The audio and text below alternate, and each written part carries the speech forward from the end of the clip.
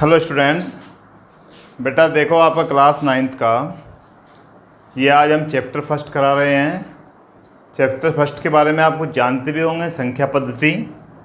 अब संख्या पद्धति में हम देखें क्या क्या आता है। सबसे फर्स्ट ऑफ ऑल हम एक्सरसाइज करने से पहले आपको बताते हैं कि प्राकृतिक संख्या यानी कि नेचुरल नंबर क्या होते हैं। अब बेटा प्राकृतिक संख्या वे संख्याएं होती हैं जो 1, 2, 3, 4 आगे तक चली जाती हैं। जो 1 से शुरू होने वाली संख्याएं प्राकृतिक संख्याएं कहलाती हैं। अब बात आती है उसके बाद में पूर्ण संख्या। अब इसमें पूर्ण संख्या और प्राकृतिक संख्या में क्या अंतर है। पूर्ण संख्या आप देखिए, ये 0 से शुरू होती है। 0, 1, 2, 3, 4 और आगे तक चली जाती हैं। इसका मतलब ये हुआ कि सभी प्राकृतिक संख्याएं पूर्ण संख्या हो सकती है, परंतु सभी पूर्ण संख्याएं प्राकृतिक संख्याएं नहीं हो सकती। अगर प्राकृतिक संख्या में हम 0 को और मिला दें तो वे क्या बन जाती हैं, पूर्ण संख्या बन जाती हैं। अब हम बात करते हैं पूर्णांक की। पूर्णांक में पूर्णांक देखिए, पूर्णांक कैसे होता है। 0, 1, 2, 3, 4 और आगे तक चले जाते हैं। ऐसे ही यहाँ पर -1, -2, -3, -4 और आगे तक चले जाते हैं। तो इसका मतलब क्या हुआ, इनको हम क्या कह सकते हैं, धन पूर्णांक। इनको हम क्या कह सकते हैं, धन पूर्णांक। और बेटा इनको हम कह सकते हैं ऋण पूर्णांक। तो इसका मतलब ये हो गया कि जिस धन पूर्णांक और ऋण पूर्णांक व 0 को मिलाकर जो नंबर बनते हैं उनको हम क्या कहते हैं, पूर्णांक कहा जाता है। अब आपकी समझ में आ गया होगा कि प्राकृतिक संख्या क्या होती है, पूर्ण संख्या क्या होती है। और इसको n से डिनोट करते हैं, n कैपिटल N से। इसको W से डिनोट करते हैं। ये हमारा ऋण पूर्णांक, ये धन पूर्णांक। अब बात आती है परिमेय संख्या की। परिमेय संख्या। अब बेटा परिमेय संख्या क्या होती है, देखिए, जिनको हम P/Q की फॉर्म में लिख सकते हैं। जिसको हम किस में लिख सकते हैं, P/Q की फॉर्म में। और Q 0 नहीं होना चाहिए। Q is not equal to 0। अब तुम कहोगे ये PQ क्या है, कैसे आया, हमें तो पता ही नहीं चला। देखो, जैसे मैं यहाँ लिखूँ 2/3, ये क्या है P, ये क्या है Q, हो गया। अब Q 0 नहीं है, देखिए Q का मान कितना है, 3। तो यह क्या हो गई, परिमेय संख्या। अब आप सोचो अपने मन में, जैसे मैं कहूँ 1.1, तो आप क्या कहोगे, 1.1 भी क्या है, परिमेय संख्या है। अब कहोगे सर इसमें तो P/Q है ही नहीं। चलो भाई हम बना देते हैं। इसका अगर मैं डेसिमल हटा दूं तो 11/10 हो जाएगा। ये क्या है, P, नीचे क्या है, Q, तो ये बन गया परिमेय संख्या। अब आपके पास प्राकृतिक संख्या आ गई, पूर्ण संख्या आ गई, पूर्णांक और पूर्णांक में धन पूर्णांक और ऋण पूर्णांक। उसके बाद क्या आया, परिमेय संख्या। अब हम बताते हैं अपरिमेय संख्या। देखो बेटा, अपरिमेय संख्या क्या होती हैं, जिन संख्याओं को हम P/Q के रूप में नहीं लिख सकते। जिन संख्याओं को लिखना चाहो लिख लो अपनी कॉपी पर। जिन संख्याओं को हम P/Q के रूप में नहीं लिख सकते, जैसे √2 है। अब √2 का हम कैसे करें, √2 का पूरा वर्ग नहीं हो सकता, वर्गमूल नहीं हो सकता। जैसे मैं लिख दूँ वर्गमूल 4, तो वर्गमूल 4 को हम 2 लिख सकते हैं। तो ये तो परिमेय संख्या हो गई। √2 को हम वर्गमूल नहीं लिख सकते पूरा। अगर इसे करें हम 1.414 इस तरह से चलता चला जाएगा, पूरा नहीं होने का। तो इसका मतलब यह है परिमेय संख्या नहीं है। ऐसे ही √3 को करें, यह भी परिमेय संख्या नहीं है। √5 को करें, यह भी परिमेय संख्या नहीं है। ये सभी संख्याएं कैसी हैं, अपरिमेय संख्या। अब एक संख्या आती है वास्तविक संख्या। जिन संख्याओं में परिमेय संख्याएं भी आ जाए और अपरिमेय संख्याएं भी आ जाए, दोनों संख्याएं आ जाए, दोनों प्रकार की संख्याओं का योग क्या कहलाता है? वास्तविक संख्या। ये तो आपका था थोड़ा सा इस चैप्टर का परिचय। अब बेटा एक्सरसाइज देखिए, आपके पास बुक हो तो बुक से देख लीजिए, अन्यथा मैंने एक्सरसाइज 1.1 के सभी क्वेश्चन यहाँ पर लिख दिए हैं। आप इन क्वेश्चनों को ध्यान से देखिए। पहला क्वेश्चन कराते हैं, क्या शून्य परिमेय संख्या है? आप पहले जब भी कॉपी पे करें, सबसे पहले कॉपी पर क्वेश्चन लिखें। सबसे पहले लिखें चैप्टर नंबर 1 संख्या पद्धति, फिर ब्लैक पेन से एक्सरसाइज 1.1, फिर क्वेश्चन लिखें ब्लैक पेन से, उसके नीचे आंसर करें। अभी मैं इसको सोल्व करा रहा हूँ। इसने कहा है क्या शून्य एक परिमेय संख्या है? अब बेटा शून्य को हम क्या कहें? देखिए शून्य के नीचे अगर मैं 1 लिख दूँ तो कोई फ़र्क तो पड़ेगा नहीं, 0/1 भी शून्य ही होता है।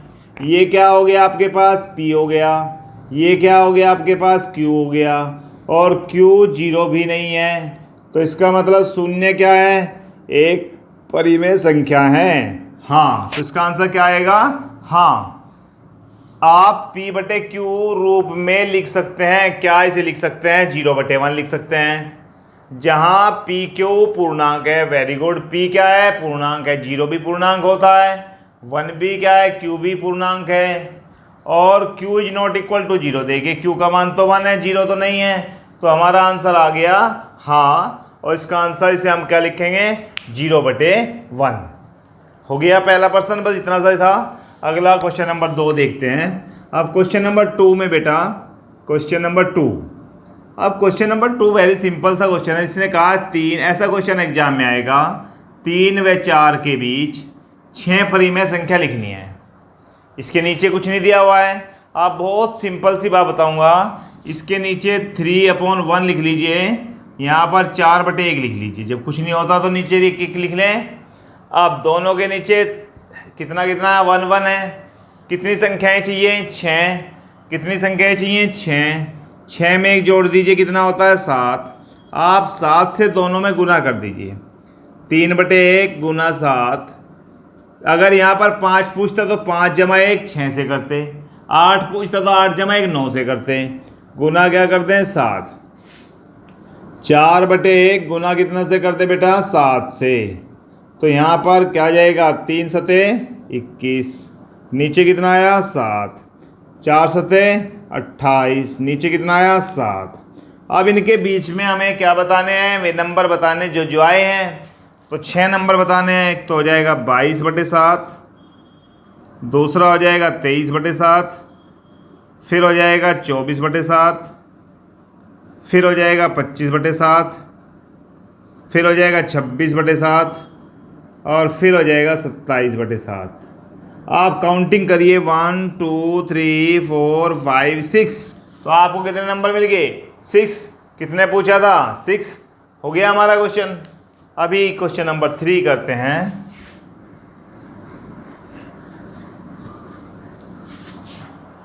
देखो 3 में क्या दिया हुआ है? 3/5 व 4/5 के बीच 5 परिमेय संख्या लिखिए। देखिए हमारे पास संख्या क्या है? 3/5 और दूसरा नंबर क्या है? 4/5।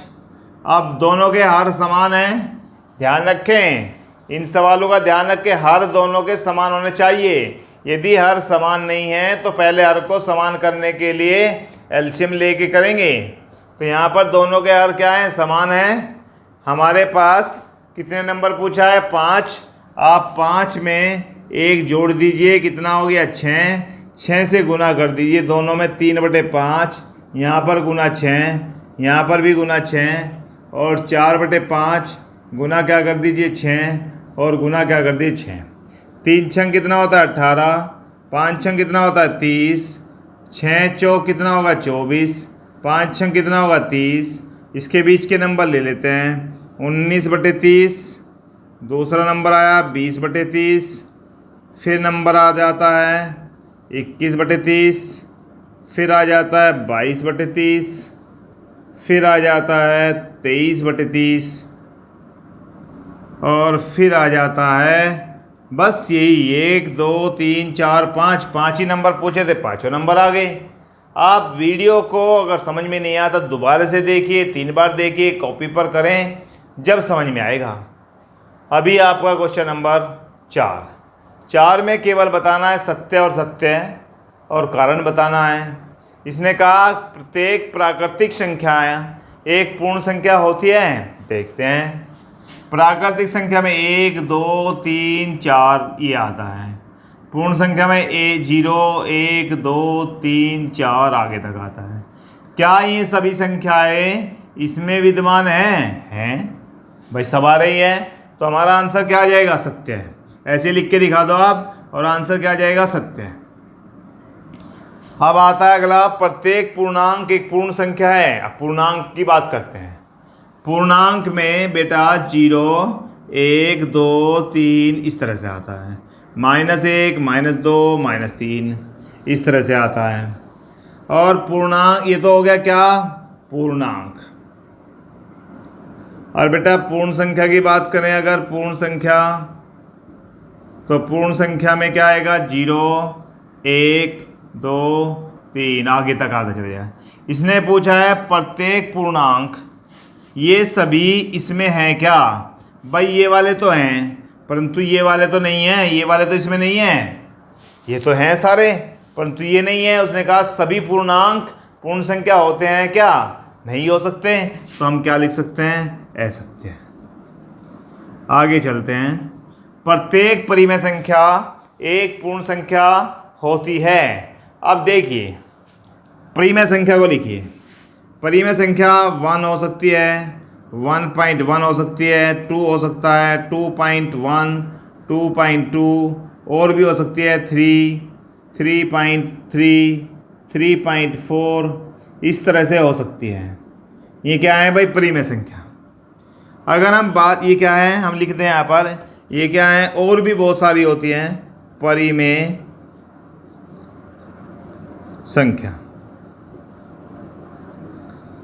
अब बात करते हैं पूर्ण संख्या की। आपको बार बार लिख के दिखा रहा हूँ पूर्ण संख्या। पूर्ण संख्या में क्या क्या आया? देखिए 0, चलो 0 तो यहाँ भी आ सकता है, 1 2 3 4 और बहुत सारे नंबर। अब देखिए 0 तो है यहाँ पर, ठीक है भाई, 1 भी है, परंतु ये नंबर तो नहीं है, चलो यहाँ काट दीजिए। 2 है, ये नंबर नहीं है, ये भी नहीं है, काट दीजिए। 3 है, ये नहीं है, ये भी नहीं है, तो काट दीजिए। तो इसका मतलब सभी नंबर इसमें नहीं है। इसने कहा था क्या प्रत्येक परिमेय संख्या पूर्ण संख्या हो सकती है? तो हमारा आंसर बिल्कुल क्या हो गया? नहीं।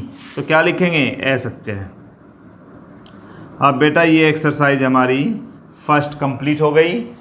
अब एक्सरसाइज 1.1 पूरी हो गई। नेक्स्ट लेक्चर में इससे नेक्स्ट एक्सरसाइज कराऊंगा, आप इसे कॉपी पे कर लीजिए और ध्यान से करिए। Thank you for watching.